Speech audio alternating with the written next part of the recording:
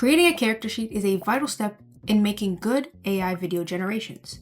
I'm going to break down the best way to make character sheets so that you can have consistent results across all generations. This is going to be one of many videos I make talking about the things I've learned through creating AI video generations. With that being said, let's get straight into it. So character drift happens because models don't have memory. Every generation is an isolated event. When you type something, for example, like a woman in her late 20s with dark curls, the model doesn't remember the woman that it made the last generation or the one before that. None of that is in its memory. It samples a brand new person from everyone that description could match. Using reference images fixes this because the model will take your input and use it as a consistent reference. When creating an input reference, it should be one consistent character sheet, not a bunch of random photos. The reason for this is because a single front photo forces the model to hallucinate the sides and the back of the head. Building your reference from about 4 different angles of the same character creates a 3D sense of identity for the model to be able to understand. You also want it to be a single character sheet because if you're working with a model like Seedance 2.0 or Kling 3.0, you have quite a limited amount of inputs. So you don't want to use all of your input allowance on different angles of your character when you can have just one sheet. And when we are creating a character sheet, less is more. You don't need to overflow with all the different angles of your character, and I'll get into why a little bit later. But in a general sense, if you overload your inputs, it will degrade your resulting outputs. So let's look at this with an example, and let's start with a simple character.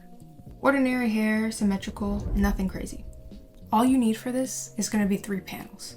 1 face close-up, 1 full body front, 1 full body back, all on a neutral gray background. You're going to want the face close-up to be on the biggest panel because usually facial identity is what's going to drift first, so it's best to give that the biggest pixel budget.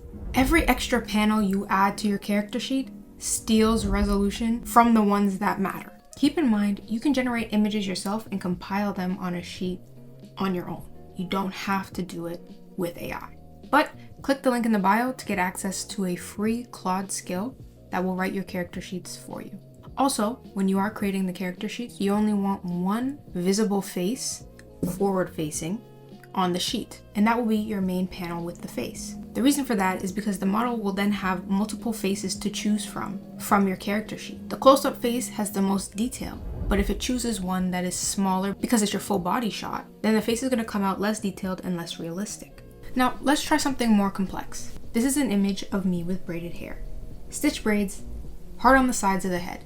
This hairstyle is a scalp pattern hairstyle, and there's a lot of details in the geometry, the rows, the direction, the parting, and it all primarily lives on the top of the head. Initially for this, my character sheet consisted of front, side, left, right, and back. However, I did face a lot of issues when it came to having 45-degree angles at times, as well as overhead angles of the head. It just didn't understand what it was supposed to look like. So for this character sheet, I had to include an overhead panel for the top of the head. I also had to make sure I showed both side profiles where the braids ended, how the back of the braids also looked. Now another thing I did for this as well was I created an original character sheet, and then I created a second character sheet just of the head showcasing the braid pattern. And when I was prompting, I said the character was this reference and the hairstyle was this reference. So you can kind of work on it in either way. Whatever will get you a more consistent result is fine, but play around with it to see what works best. Now let's add on to what we just learned with another complex character, something more asymmetrical. So we're gonna have a silver hoop in the left ear only. And then we're gonna have a small notch in the right ear. And so for this, you're gonna wanna make sure your character sheet has labeled panels, left side and right side. And this is because it might be a little hard for the model to distinguish if this is left and right side or if it's just a mirrored image of one side. So this asymmetry, you want to state 3 ways. You want to label it, you want to show it, and you want to prompt it.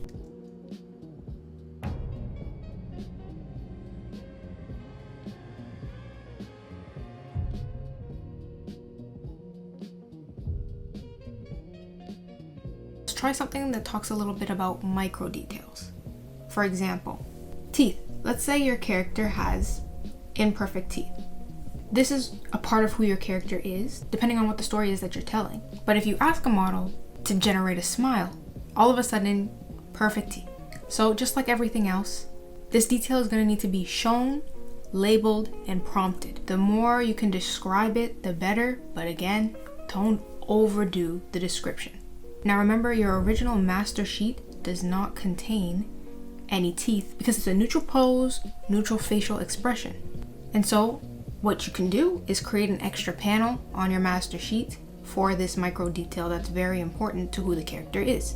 You could also just keep your master sheet simple and then create another reference for specifically how the teeth of the character look, and just make sure that when you're prompting, you write that this is your character's teeth. And not just teeth, this could be scars, jewelry, moles, because a far away shot is not going to provide enough detail for the model to generate a consistent result.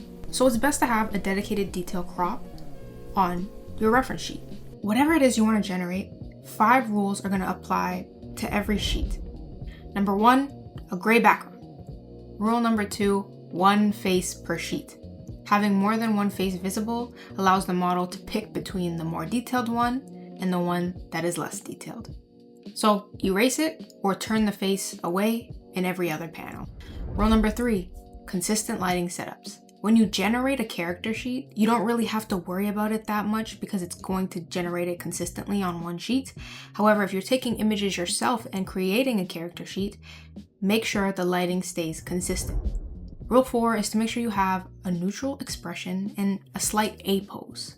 And Rule 5, use prompts to direct the visual elements. Don't just say brown hair. Say short, asymmetrical bob with magenta tips. But at the same time, don't overload it with descriptors. Focus on the important things that you need to keep consistent across generations. And so that's basically the system that I use when I'm creating a consistent character. Every day, these models are changing, new things are coming out, new techniques are coming out. I'm gonna have more videos like this coming out from the things that I've learned generating an AI K-pop music video, and also multiple different videos that I've generated in general. So stay tuned for all of those. I will break things down. I really enjoy learning the way that these models work, the way that they operate. So with all that being said, I'll see you guys in the next one.